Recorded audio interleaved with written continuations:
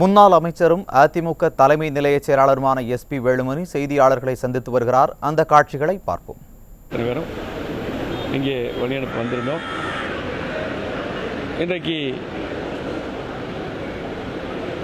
கோவை மாவட்டத்தில் அதே போல் இன்றைக்கு தமிழ்நாடு முழுவதும் இன்றைக்கு 2 நாட்களாக மழை பெய்து கொண்டிருக்கிறது.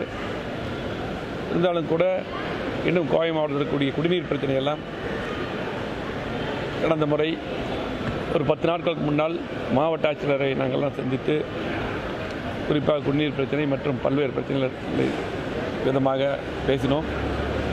கோவை மாவட்டத்தில் புரட்சித்தலைவி அம்மாவுடைய அரசு எடப்பாடியார் தலைமையில் எடப்பாடி முதலமைச்சராக இருக்கும்பொழுது வந்த திட்டங்கள் தான் எந்த திட்டங்களுமே இதுவரையும் கோயம்புத்தூருக்கு வரல. குடிநீர் திட்டங்கள் கூட 3ஆம் கூட்டு குடிநீர் திட்டத்தை அப்பொழுது நாம் கொண்டு வந்தோம். நுழைவுத்துறை அமைச்சராக இருக்கும்போது எடப்பாடி அவர்கள் நிதி ஒதுக்கி கொண்டு வந்தோம். அந்த திட்டங்களையும் கூட வேகமாக முடுக்கிவிட்டு விநியோகம் தண்ணீர் விநியோகம் சீரான முறையில் சீர்படுத்த வேண்டும் என்று கோரிக்கை வைத்தோம். இதுவரையிலும் அதை செய்ய வேண்டும். அதே போல் எந்த நிகழ்ச்சியும் அதிகமாக நடத்த முடியவில்லை. ஏனென்றால் தேர்தல் விதி இருக்கிறது. அதனால் உங்களை சந்திக்க முடியல.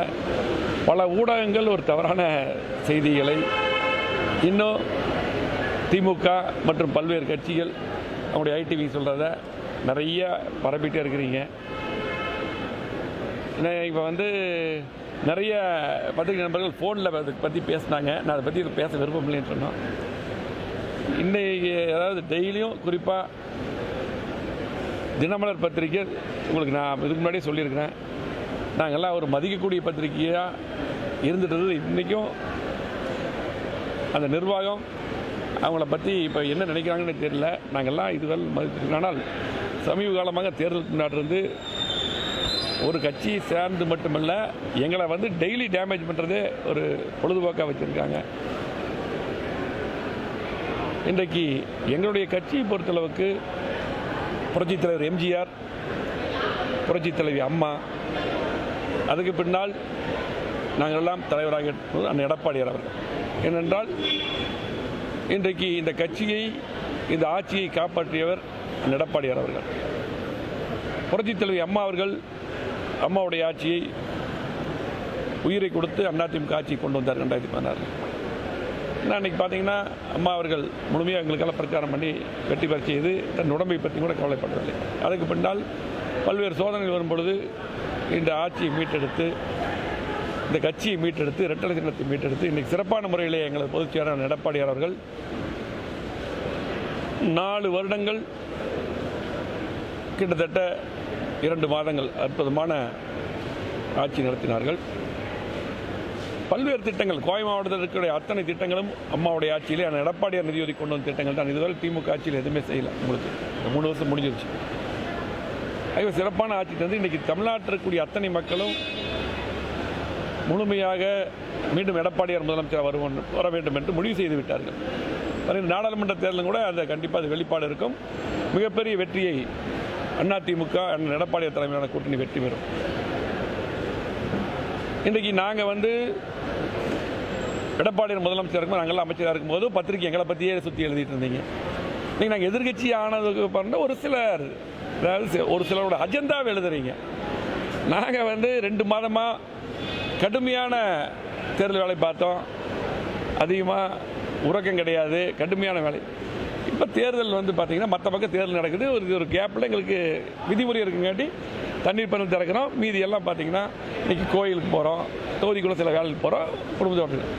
இப்போ பார்த்தீங்கன்னா இப்போ எங்களை எடுத்துகிட்டு எங்களுக்குள்ள பிளவு அது தேவையில்லாமல் அதிமுக இன்றைக்கி பார்த்தீங்கன்னா இன்றைக்கி உலகத்திலே 7வது கட்சி, இந்தியாவில் மிகப்பெரிய கட்சி.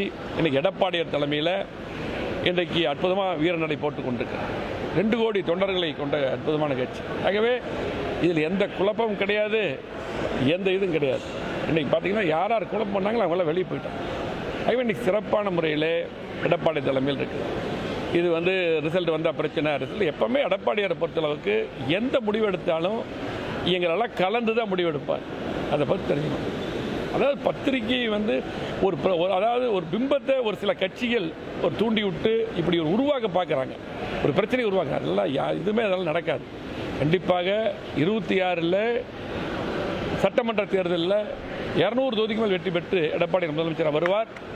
கண்டிப்பாக எங்களுடைய பணி அது எடப்பாடி முதலமைச்சராக வரணும். அதுக்கு முழுமையாக எங்களுடைய பணியெல்லாம் இருக்கும். கண்டிப்பாக அதிகமான தொகுதிகளை இந்த நாடாளுமன்றத்திலே முழுமையாக இங்கே கோவை, அதே போல் பொள்ளாச்சி, திருப்பூர், ஈரோடு, நீலகிரி போன்ற தொகுதியெல்லாம் வெற்றி பெறுவோம். 40 தொகுதியிலும் அதிமுக வெற்றி பெறும் எடப்பாடியார் தலைமையில். கண்டிப்பாக சட்டமன்ற தேர்தல் எப்போ வந்தாலும் எடப்பாடியார் முதலமைச்சர் வருவார். கோவை மாவட்டத்தில் 3 ஆண்டு காலத்தில் எந்த திட்டம் நடைபெறவில்லை. இன்னைக்கு திமுக ஆட்சியில் கண்டிப்பாக எடப்பாடியார் மீண்டும் வந்து விடுபட்ட திட்டங்களை திமுக செய்யாத திட்டங்களை எல்லாம் மீண்டும் நாங்கள் கோவை மாவட்டத்துக்கு கொண்டு வருவோம் என்று சொல்லி பத்திரிகையாளர் அனைவருக்கும் நன்றி. அதாவது தனியாக அணியாமல் போகிறாங்க, தனியாக எடப்பாடியார் மட்டும் தனியாக ஒதுக்கிட்டு மற்றவர்கள்லாம் ஒன்று சேர்ந்து மீண்டும் தனியாக ஒரு அணியா சசிகலா எல்லாத்தையும் சேர்த்து ஒரு மீண்டும் இல்லை என்ன அப்படின்னா, இப்போ இந்த பிரச்சனை வந்து இதை கிளப்பி விடுறது யாருன்னு தான் கேட்குறேன்.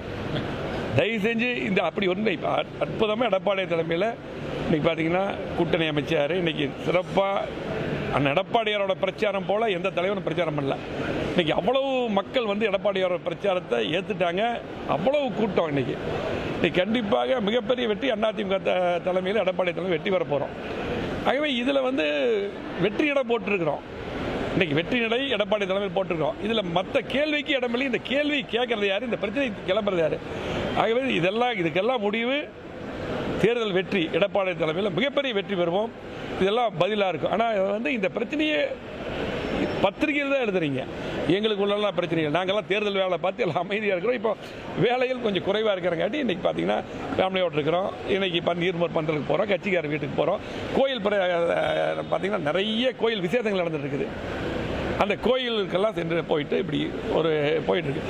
இதில் வந்து பார்த்திங்கன்னா பத்திரிகை வந்து ஒரு சில ஊடகங்கள் பார்த்தீங்கன்னா இது அப்படியே கிளப்பி இந்த வாட்ஸ்அப்பில் போடுறது, ட்விட்டரில் போடுறது, அப்படியே ஒரு பிம்பத்தை உருவாக்குறீங்க. இதுக்கு வேறு பார்த்தீங்கன்னா ஆமாம், அதே போல் இன்றைக்கி திமுக இன்னும் மற்ற கட்சிகள் தூண்டுதலில் நடக்குது. அது மட்டுமல்ல, இன்றைக்கி இதுக்கு டிஃபெக்ட் போடுறாங்க. டிஃபெக்ட் போடுறதுக்கு எத்தனையோ பிரச்சனைகள் இருக்குது. நான் அதெல்லாம் போடுறதே இல்லை.